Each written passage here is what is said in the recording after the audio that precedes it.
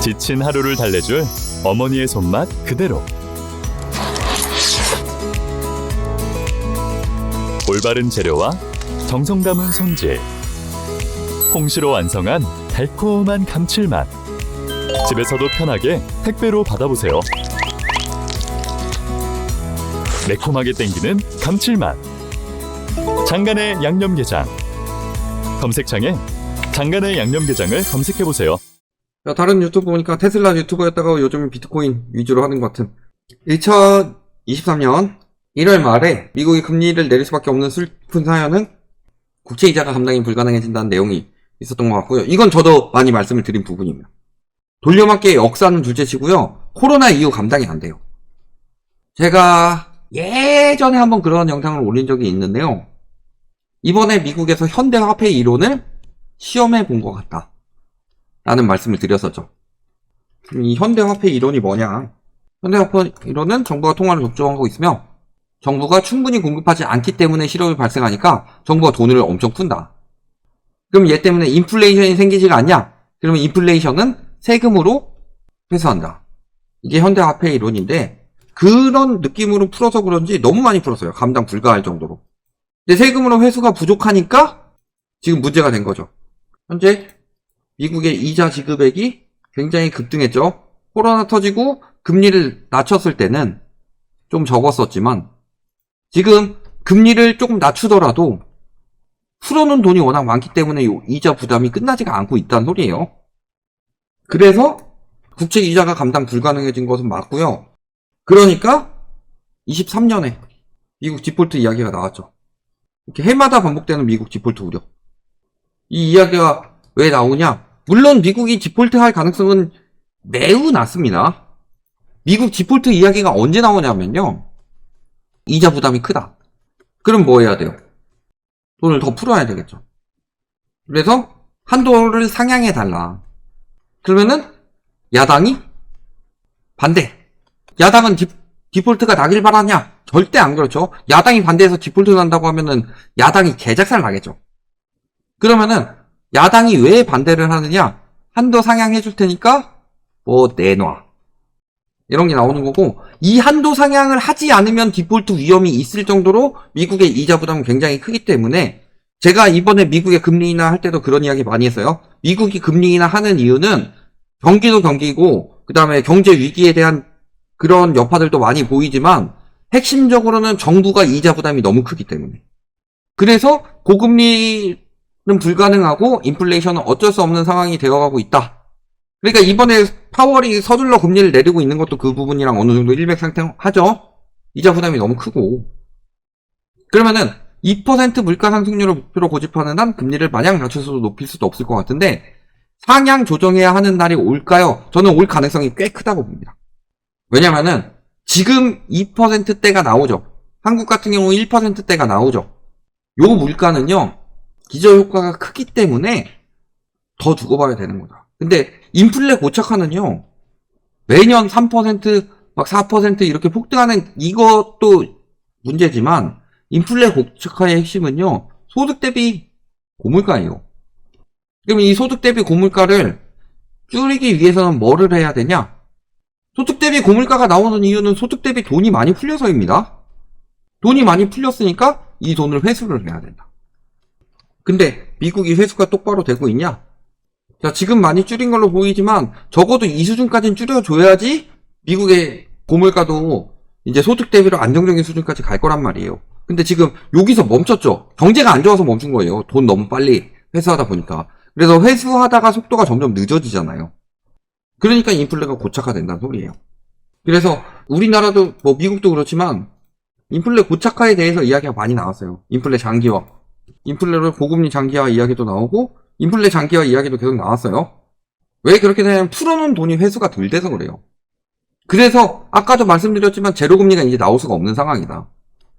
제로금리가 나오게 되려면요. 그러니까 미국 같은 경우도 아까 보시면은 글로벌 금융이 터지고 제로금리, 코로나 터지고 제로금리 했는데 이때는 제로금리 플러스 돈을 엄청 풀어가지고 금리를 이렇게 올렸죠. 낮춰도 3%대라고 했죠. 그러니까 3%대면요. 이 시기보다 긴축하는 시기가 될 거예요. 그게 인플레이션 고착화 때문에 그런 거죠. 지금 제가 엄청 많이 말씀드렸는데 돈을 풀더라도 돈을 푼 게 회수가 안 됐는데 금리를 다시 낮춘다? 물가가 2%가 됐으니까 금리도 2%대로 낮춘다? 당연히 인플레이션이 다시 들고 올라설 수밖에 없습니다. 그래서 제가 자주 말씀드리는 게 2차 오일 쇼크 이야기를 많이 하죠. 인플레이션 장기화를 잡기 위해서는요, 사실 어느 정도 경기 침체가 따라줘야 돼요. 물가는 화폐 가치 하락이라고 그러죠. 그럼 물가를 잡기 위해서, 물가를 정상화시키기 위해서는 그 전 수준, 화폐 발행을 줄이든가, 아니면 한 가지 방법이 더 있죠. 뭐가 있을까요? 화폐를 많이 발행하더라도 시중 유동성이 많이 늘어나지 않는 방법. 통화 승수를 감소시키든가. 우리나라가 인플레이션 잡히자마자 디플레이션처럼 나오는 이유가 뭐예요? 한국의 통화 승수가 이 모양 이 꼴이 됐으니까. 요때랑 요때를 비교해보면요. 똑같이 100만원을 풀더라도 이때 100만원 풀면 2689만원의 효과를 냈는데 이때 100만원 두면 1442만원밖에 효과를 못 내요. 그럼 비슷하게 내려면 한 108, 90만원은 풀어야 돼요. 그럼 돈을 많이 풀어도 도는 부분이 줄기 때문에 효과가 줄어든다. 그런 식으로 인플레를 잡는 방법이 있는데 그게 바로 경기 침체예요. 아니 반대예요. 금융위기가 터지면서 오히려 금융위기 이전이 세계화였고 그래서 금융위기가 터진 거예요. 글로벌 금융위기잖아요. 그래서 세계화에서 오히려 각국 또 분화가 됐어요. 제가 그래서 말씀을 많이 드렸던 게 세계화 해가지고 연쇄적으로 터졌기 때문에 수출 중심국들이 내수 중심국으로 많이 바뀌었다. 그래서 미국이든 유럽이든 보면요. 가계부채를 엄청 축소합니다. 내수 경제를 활성화시키기 위해서. 그래서 금융위기 때 계속 탈세계화가 일어났어요. 우리나라는 그 와중에 탈세계화를 하지 않고 수출 중심국으로 남았기 때문에 문제가 되는 거고. 근데 그 상황에서 코로나가 터지면서 경기 침체가 심화되니까 돈을 너무 푼 거예요. 그러니까 아까 대차 대조표를 보시더라도 저 글로벌 금융이 터졌을 때 이 기간 동안에 천천히 이렇게 풀고 요것도 심하다 싶어서 축소시키고 있었는데 여기 푼 속도 보면요. 금융위기 내내 푼 것만큼 순식간에 풀고 또 그만큼 또 풀었어요. 약간 속도 줄여서. 그러니까 돈을 너무 많이 푼 거예요. 이거. 이 화폐 발행을 했던 것들이 도저히 감당이 안 되니까 지금 줄이고 있는 이유가 왜 줄이고 있겠냐. 자본주의는 돈을 계속 푼다고 그랬어요. 화폐 가치 하락 시켜야 되고 그 이유는 예를 들어 이자가 5%다 라고 하면은 시중에 100만원이 풀려 있으면은 이 이자 5% 때문에 5만원을 풀어가지고 시중 화폐를 105만원을 만들어야 돼요. 이게 자본주의의 기본 행태인데 너무 많이 풀어가지고 지금 이만큼 줄였는데도 아직도 인플레이션이 심하죠. 왜? 아직 이만큼 더 풀려 있으니까. 문제는 요때도 인플레이션이 나올 것 같아서 이미 축소하고 있던 중이었기 때문에.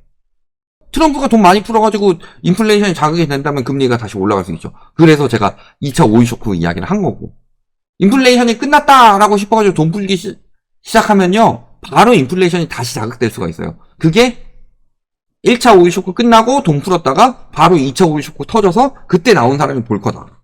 세계화 시대에 돈을 풀어도 인플레이션이 안 생겼다라기보다 세계화 시대가 저물면서 그것을 극복하기 위해서 돈을 풀었는데 인플레가 안 생긴 이유는요. 아까 대차 대조표는 보셨죠? 탈세계화를 하면서 돈을 푸는 대신에 부채를 축소시켰어요. 돈을 풀어서 부채를 축소시켜가지고 소각하는 것을 은행권에서 따지면 상매각한 거죠. 돈을 풀어가지고 부채를 소각시키면서 어느 정도 인플레가 조정이 됐던 거예요. 경제 위기가 왔고 위기가 심화됐고 그 다음에 그때는 유동성을 처음으로 그렇게 많이 풀어본 거예요.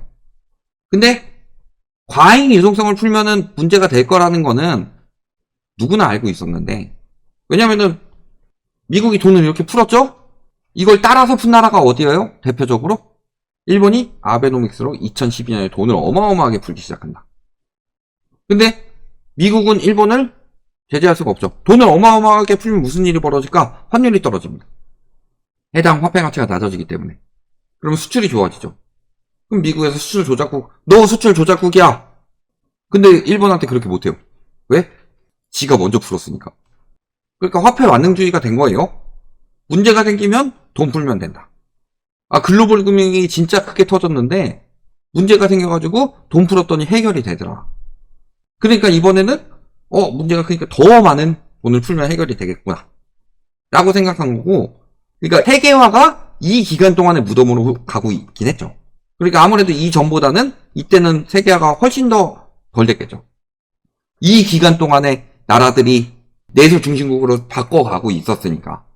그러니까 세계화, 이때가 세계화고, 이때가 세계화 축소 과정이고, 이때는 세계화가 거의 끝났다고 보시면 되죠. 미중 무역전쟁 터지면서부터. 제가 아까 가계부채 축소에 대해서 이야기했죠?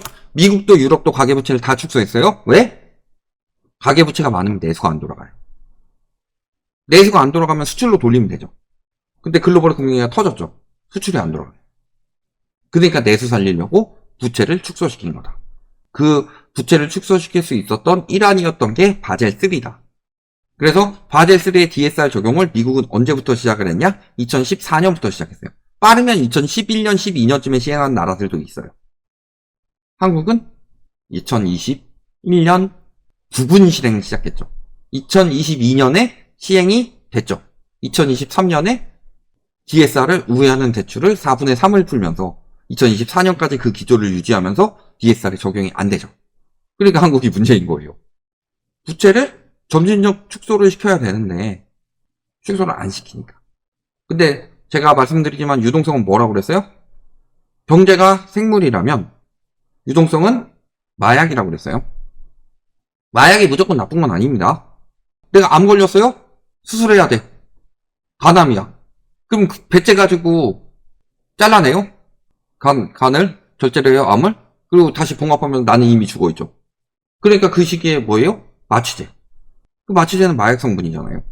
그래서 유동성은 필요에 의해서 사용하면은 마취제가 되지만 너무 많이 쓰면은 중독이 된다고 그랬어요. 지금 그래서 코로나 이후 유동성 중독이 된 상태예요. 근데 그 중독이 된 게 오래 갈 수가 있냐? 전 세계적으로 중독이 됐더라도 오래 갈 수가 없죠. 그러니까 예를 들어서 일본 같은 경우도 보시면 일본이 유동성에 중독이 됐던 시기가 크게 두 번이죠. 첫 번째가 버블 경제 때, 두 번째가 아베노믹스 시행. 근데 버블 경제 때 중독이 돼가지고 돈 이리저리 쓰면서 완전히 황금 세대라고 그러는데 오래 못 갔죠. 왜? 내가 그만큼 돈 써가지고 이득 보기 위해서 누군가가 희생을 해야 되는 건데. 일본의 버블 같은 경우는 일본의 버블로 인해서 주변국들이 희생을 했죠. 우리나라 같은 경우는 버블로 해가지고 자본소득 올리는 동안에 근로소득이 천시받으면서 양극화가 심해졌습니다. 그리고 우리나라는 뭐 금투세니 뭐니 부자세 매긴다고 할 때 부자세 매기지 말라고 난리시잖아요. 그리고 부자세 매겨가지고 부자들이 떠난다. 근데 미국은요, 부자들이 세금 올리라고 하고 있어요. 부자세를 더 내야 된다. 노블리스 오블리주를 모르는 나라입니다. 돈에 미친 나라예요. 이 자산에 대한 심리와 감기가 거의 일본 버블 수준이다. 그래서 서울의 집값이 일본의 버블 수준을 2021년도, 2022년도쯤에 넘어섰어요. 이건 실제 기사가 있어요. G20의 백만장자들 여론조사에 보면은 양극화는 민주주의의 위협이 되기 때문에 근로소득보다 불로소득을 더 얻어야 된다. 그래서 자산에 적용되는 세율은 근로소득보다 높은 세율을 해야 된다. 지금보다 높게. 그래서 근로소득보다 높아야 된다는 의견이 대다수다. 거의 낮아야 된다는 의견보다 2배 이상 높다. 외국은 다 이래요. 우리나라는 미쳤지. 미국의 경기 침체가 오지 않으면 인플레이션 고착화가 됩니다. 돈을 너무 많이 풀었어요. 그 돈을 다 회수를 못했기 때문에. 그게 인플레이션이 가속화됐던 게 그게 자산시장으로 빵 들어가면서 뻥치기를 시키니까. 예를 들어서요. 자산 뻥치기가 어떻게 되느냐. 2000세대짜리가 있어요. 얘가 한 10억 정도 한다고 해봅시다. 12억 거래 20개만 된다고 해봅시다. 고작 1% 늘어난 거죠. 그러면은 이 단지의 시가총액은 2조에서 2조 4천억이 돼요. 들어간 돈은 40억이 더 들어갔을 뿐인데 4천억이 늘어나요. 자산에 의한 양극화가 인플레이션을 가속화시키고 있는 거다. 이 부분을 해결을 해야 된다. 그래서 저희가 한국이 경제위기 온다는 이야기를 제가 옛날부터 한 게 아니에요. 옛날에 무슨 이야기 했냐면요. 가계부채를 축소하지 않으면, 부동산을 잡지 않으면 경제위기가 온다. 근데 부동산을 안 잡았으니까 경제위기가 온다고 요즘에 이야기하는 거예요. 라이트하우스는 부동산 떨어지라고 고사를 지내다가 부동산이 안 떨어지니까 이제 와서 경제위기 오라고 고사를 지내고 있다. 그게 아니에요. 부동산이 안 떨어지면 경제 위기가 온다. 제가 2019년부터 그 얘기했었는데. 그래서 상식적이라면 부동산을 잡을 것이다. 근데 코로나가 터졌고 이번 정부의 부동산 정책들은 굉장히 비상식적으로 나오기 때문에 이 부분을 계속 제가 경고를 하는 거다. 그런 거죠. 그래서 말씀드리지만 저는 미국의 경기 침체 가능성을 굉장히 높게 보고 있습니다.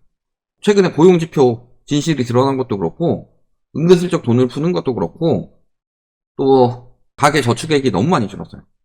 미국은 저축을 꺼내다 쓰고 있는 나라라서 점점 침체되고 있는 거고 우리나라는 쓸 저축이 없기 때문에 빚을 내서 버티고 있는 나라라서 우리나라는 더 위험하다.